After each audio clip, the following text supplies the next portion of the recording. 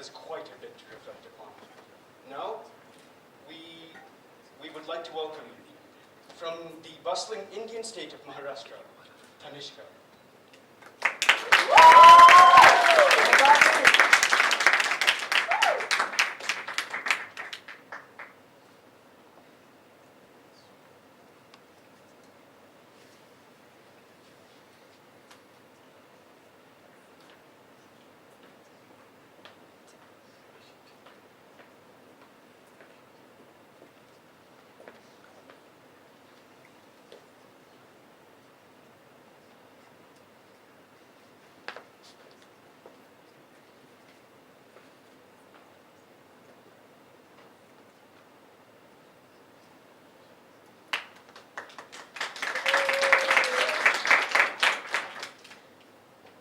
Weddings and functions are full of pomp and panache, grand entrances, endless sweets, and the ritual of stealing the groom's shoe.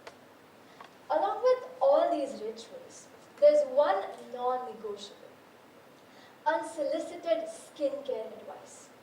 Now, let me give you an example of what this skincare advice really looks like. One time, someone came up to me and started listing ingredients, like they were reciting some recipe. At the end of it, they said, mix it up and apply it to your face so it will be bright enough for that yellow lehenga of yours.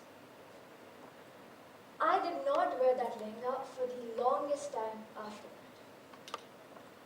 I thought it was just advice for my own good. I thought it was love, not conditioning at all.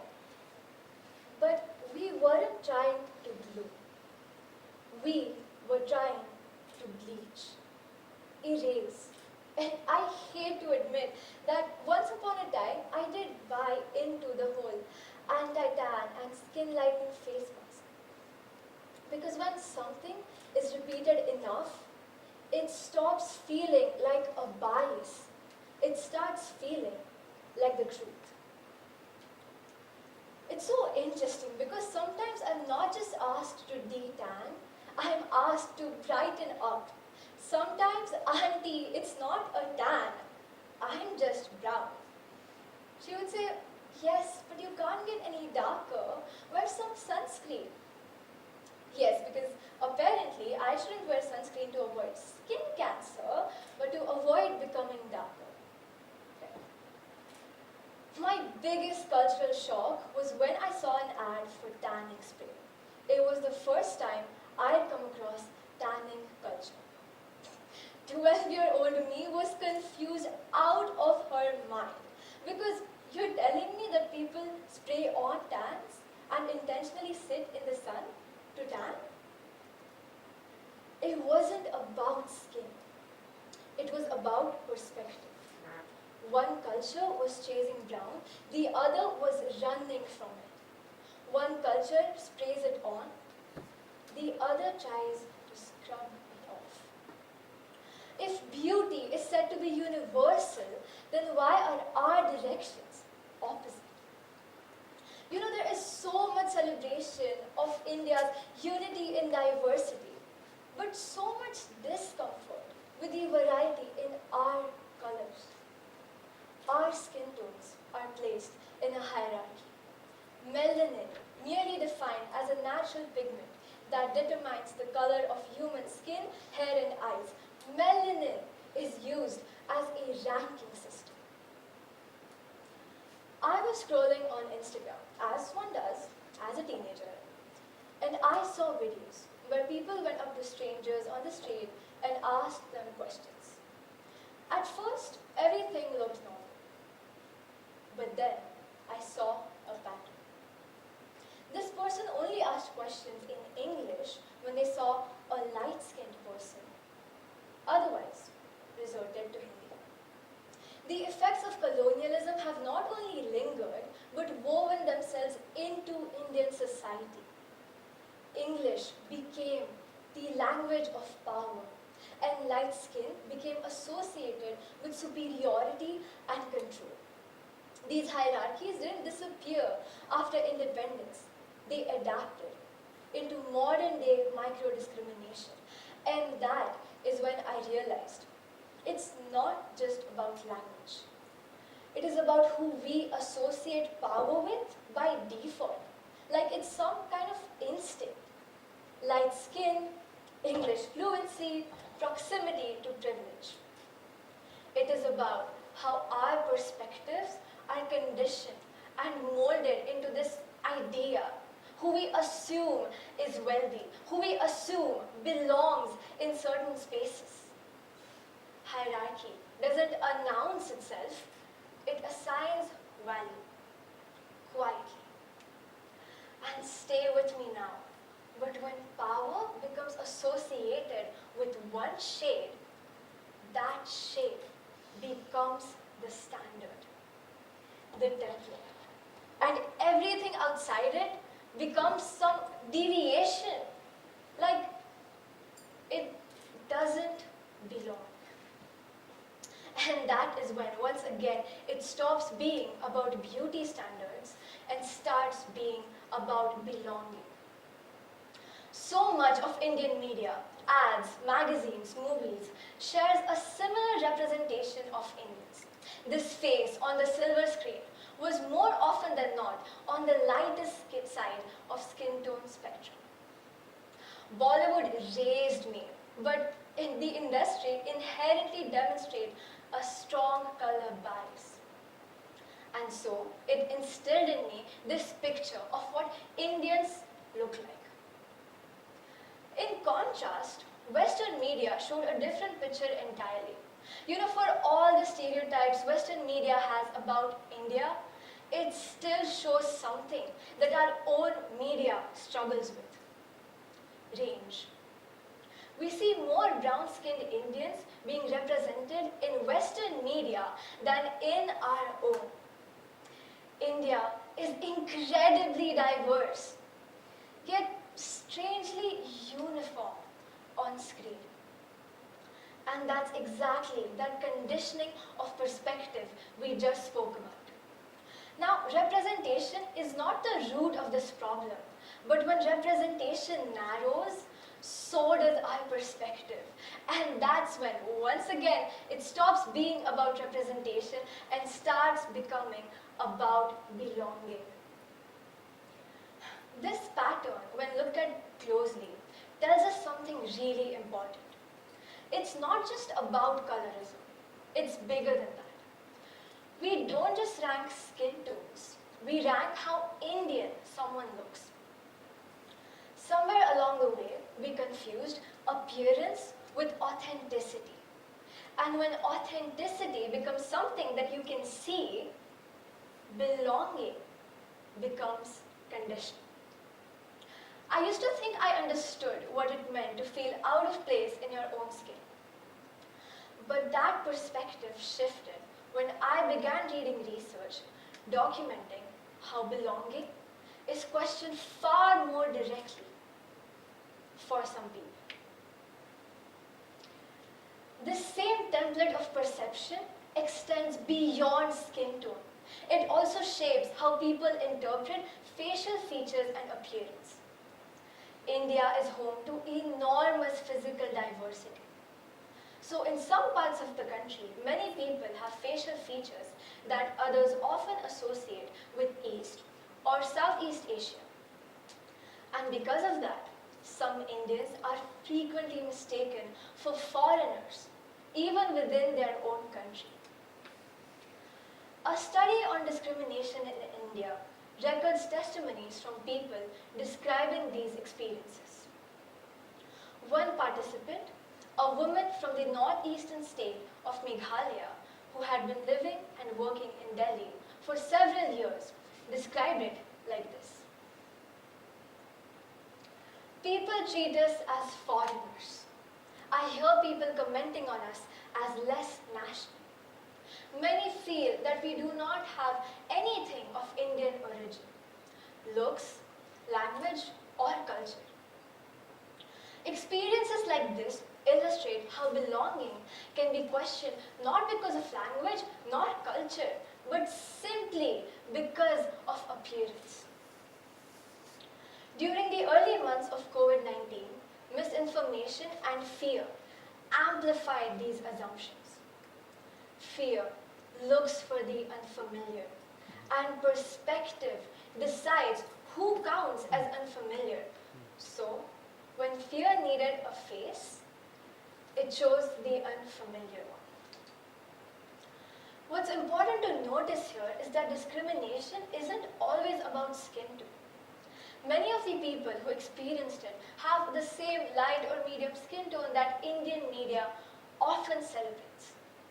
And yet, their belonging is still questioned, simply because their features fall outside that narrow template of what we've been taught an Indian face should look like. Which means this goes beyond colorism. It's about who gets included in that picture of Indianness and who gets left out. Quite absurd to think of the fact that appearance alone can become the reason for that. Not because they aren't Indian, but because the perspective isn't conditioned to be wide enough to include everyone. And you might think that this template only exists in moments of crisis, but it exists in something far quieter yet broader. When you ask ChatGPT to show an Indian family of 4, this is what it shows. We have built a default Indian face, and the further you are from it, the more you are asked to prove yourself. And then there are Indians who not only fall outside the template, but get erased from it. This creates an unfortunate scale of Indianness. But hierarchies don't survive because they're loud. They survive when they're normalized. Habits and stereotypes are like traditions. They survive when they're passed down. And that is exactly where we come in, because pass downs are surprisingly easy to interrupt. Up until now, I've been talking about a perspective we inherited. But perspective is not permanent. And if perspective shaped the problem, perspective can shape the change. Now, Indians have a range of skin tones and appearances, but they all deserve to feel like they belong is kind of a long title for a poster. But change doesn't always begin with revolutions. Sometimes the quiet but powerful can be challenged with subtle yet more powerful actions and voices. Now, you must have heard of microfeminism. I call these micro acts of belonging. These acts look different for different groups of people. To those of you who have ever felt like you don't look Indian enough, to the ones who were told that color doesn't suit you, or you'd look prettier if you had lighter skin, or even where are you really from? The skin was never too dark. The features were never too foreign, and the face was never not Indian. The problem was, and always has been, the template and the perspective that created it. So, what do micro acts of belonging look like? They start with refusing to shrink yourself to fit a template that was never built inclusively. When someone says, that color makes you look dark, say, and dark isn't worse. Don't thank that skincare advice. Reject it. They can look like something as simple as not whitening group photos. Leave skin tones exactly as they are. And ladies, when your family worries about your marriage prospects because of dark skin, challenge them whether they truly want their daughter to be wed into a household that values melanin over character. Take up space in your own country. Own your belonging. Don't negotiate your identity. Instead, identify the perspective that defines it, reject it, and throw it right back with your own rewritten counter perspectives. Now, to the ones who've never had to think about this, start now. It's not about guilt, it's about awareness. And awareness is the first shift in perspective. For you, micro acts of belonging might begin with auditing your compliments. For a whole week, notice, who do you compliment and why? Stop saying you've gotten darker like it's some damage report, and stop complimenting light skin like it's an achievement. They might look like changing the question you ask. Instead of asking, "You're from India?" try asking, "So where do you call home?" And sometimes it's as simple as being conscious about what media you consume. Go out of your way, diversify your feed. Watch, follow, and support media that represents real diversity. Because belonging is not only created by those who lack it, but also protected by the ones who already have it. And of course, we can't forget that this is not only an Indian conversation. For those of you who are learning about cultures that aren't your own, your biggest micro act of belonging is choosing curiosity over assumption. It's pausing before you let the media define 1.4 billion people. The thing about media and representation is that it's just a window, not the house behind it. The window might show a couple of faces, but it tells you nothing about the 1.4 billion inside that house. And more often than not, that window simply reinforces a narrow narrative. So open that window. In fact, open the door. Step inside. Look around, not to judge who fits that template, but to expand the template so much that it stops being one. Because there is a range, a variety, a depth that will remain obscure, unacknowledged, and generalized unless we choose to look beyond face value and beyond windows.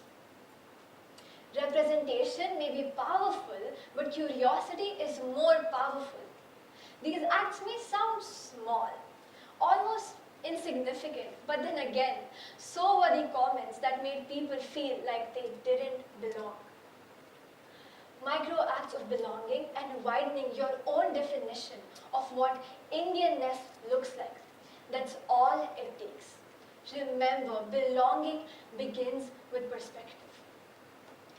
Indianness is not a narrow template or a palette of colors.